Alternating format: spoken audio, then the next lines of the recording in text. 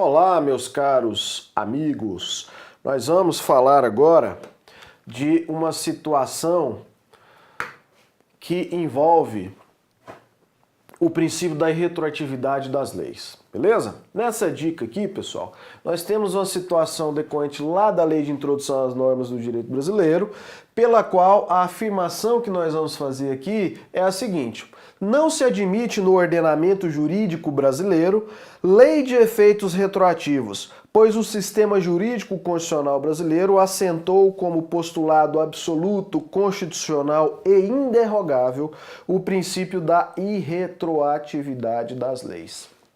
Olha, essa afirmação, conquanto para alguns possa parecer verdadeira, ela não é, não só em virtude do sistema constitucional, que nós até falamos em dica anterior, que o Supremo vai dizer que não existe direito adquirido em face da Constituição, mas também, pessoal, porque o artigo 2035, caput do próprio Código Civil, admite a chamada retroatividade mínima, né?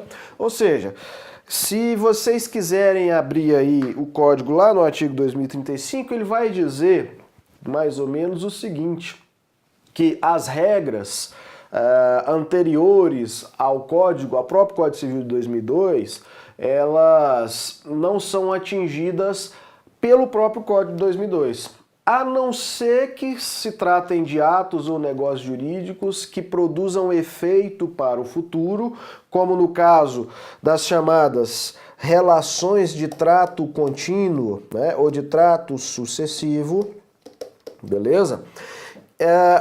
Cujos efeitos sejam produzidos depois da entrada em vigor do Código Civil.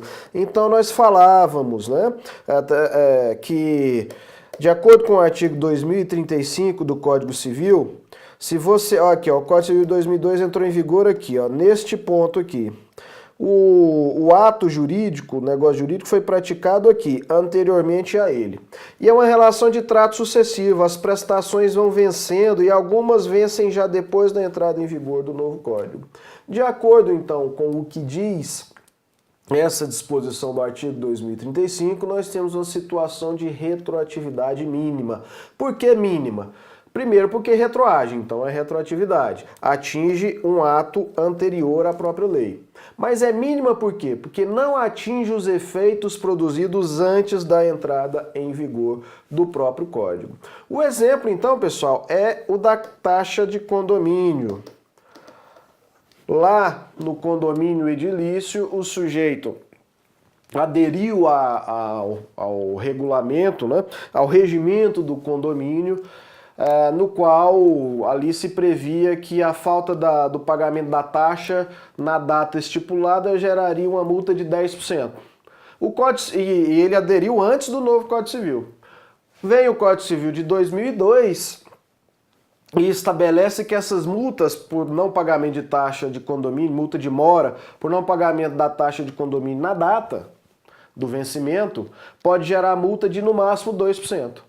E aí, você teve um contrato, um negócio jurídico celebrado antes da entrada em vigor do Código de 2002, previa a multa de 10%, mas agora, a partir da entrada em vigor do Código, você só pode aplicar multa de 2%. É a retroatividade mínima da lei. Não pode alcançar multas que ele eventualmente tenha sofrido e tenha pago antes da entrada em vigor do Código. Ele não pode reclamar a restituição de 8% do que ele eventualmente tenha pago antes do Código, porque não vai atingir as prestações anteriores. Essa seria uma retroatividade máxima, beleza?